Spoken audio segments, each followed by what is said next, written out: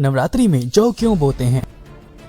दोस्तों, नवरात्रि के इन दिनों जहां सबके घरों में कलश की स्थापना कर पूरे विधि विधान से पूजा की जा रही होगी, वहीं काफी लोगों ने अपने घरों में मिट्टी के बर्तनों में ज्वारे यानी कि जौ भी बोए होंगे। लेकिन क्या आप जानते हैं कि इन जौ को इतनी महत्ता क्यों दी जाती है? वैसे तो नवरात्रि के दौरान जौ बोने की परंपरा को शाकंभरी देवी से जोड़कर देखा गया है, जिससे जुड़ी और भी पौराणिक कथाएं हमारे धार्मिक ग्रंथों में मिलती हैं। लेकिन आज हम जिस कथा को बताने जा रहे हैं उसका जिक्र श्री दुर्गा सप्तशती के 11वें अध्याय में किया गया है। इस अध्याय में देवी समस्त देवताओं से बात करते हुए कहती हैं, हे देवों, जब धरती पर 100 वर्षों के लिए वर्षा रुक जाएगी और चारों ओर पानी का अभाव हो जाएगा, उस वक्त मुनियों की तपस्या करने पर मैं पृथ्वी पर अन्य योजना रूप में प्रकट हो जाऊंगी और 100 नेत्रों से मुनियों को देखूंगी। अंतः मनुष्य शताक्षी नाम से मेरा कीर्तन करेंगे। देवताओं, उस वक्त मैं अपने शरीर से उत्पन्न हुए शाखाओं द्वारा संपूर्ण संसार का भरण पोषण करूंगी। जब तक वर्षा नहीं होगी तब तक वो शाख ही सबके प्राणों की रक्षा करेगी। ऐसा करने पर पृथ्वी पर शाकंभरी नाम से भी मेरी ख्याति होगी।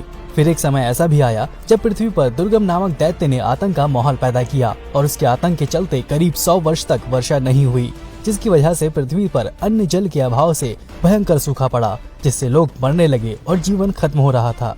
तभी सारी शक्ति माँ दुर्गा का रूप माँ शाकंभरी देवी अवतरित हुई। उन्होंने अपने 100 नेत्रों से रोना शुरू किया। रोने पर आंसू निकले और इस तरह पूरी धरती में जल का प्रवाह हो गया और अंत में माँ शाकंभरी देवी ने दुर्गम दैत्य का संहार किया। और दोस्तों, शाकंभरी देवी के जिस कारण के बारे में हम बात कर रहे थे वो ये है क्योंकि शाकंभरी देवी ने अपने शरीर से उपजे जिन शाखाओं से पृथ्वी के भरण पोषण की बात की थी उन्हें जौ ही माना गया। इसलिए कहते हैं कि जौ पृथ्वी पर उगने वाली पहली फसल थी। क्योंकि ये स्वयं शाकंभरी देवी द्वारा प्रकट हुई है, इसलिए इसे पूर्ण फसल भी कहा गया। इसलिए आप देखते होंगे कि प्रत्येक धार्मिक अवसर पर इसका प्रयोग ही किया जाता है। यही कारण है कि वसंत ऋतु की पहली फसल जौ ही होती है, जिसे हम देवी को अर्पित करते हैं। दोस्तों, क्या आप जानते हैं इसके अलावा हमारे ग्रंथों में जौ को ब्रह्म स्वरूप भी माना गया है। इसका प्रयोग ही इसकी महत्ता को स्पष्ट करता है। इतना ही नहीं, जौ जातक के भविष्य में आने वाले संकेतों को भी दर्शाती है।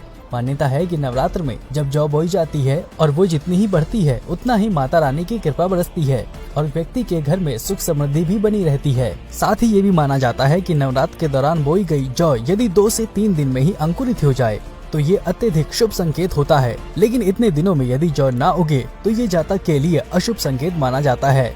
हालांकि कई बार ठीक तरह से जौ न बोने से भी ऐसा हो सकता है, इसलिए कलश में जौ को बहुत अच्छे से बोया जाता है। इसके अलावा एक अन्य मान्यता के अनुसार ये भी कहा जाता है कि जौ का रंग भी शुभ और अशुभ पर काफी निर्भर करता है। अगर जौ के ऊपर का आधा हिस्सा हरा हो लेकिन नीचे का हिस्सा पीला हो तो इससे वर्ष का पता चलता है कि व्यक्ति का आधा साल अच्छा होता है और बाकी का परेशानियों से भरा हुआ। वहीं अगर जौ का रंग पूरी तरह से हरा या फिर सफेद हो तो व्यक्ति का पूरा वर्ष काफी अच्छा जाएगा। साथ ही जीवन में अपार खुशियां और समृद्धि के वास के संकेत इससे मिलते हैं। वहीं अगर जौ काले रंग के टेढ़े मेढ़े उगती हैं तो उसे अशुभ माना जाता है। दुर्ग सप्तशती के अनुसार यदि आप बोई हुई जौ से संतुष्ट नहीं हो तो इसे आप आने वाली विपदा का अंदेशा समझकर नवरात्रों के बाद माँ का छोटा सा हवन या पूजा और बाधा शांति के लिए मंत्र का उच्चारण करवा सकते हैं। अब ये जान लें कि आपकी नवरात्रि के पश्चात इन जौ का क्या करना चाहिए। आपको इसे बहते हुए जल में प्रवाह करना है। प्रवाह के लिए चाहें तो आप इसे हाथों में रखकर ले जा सकते हैं, किंतु यदि आप इसे अपने सिर पर रखकर ले जाएं तो ये बहुत अच्छा होगा।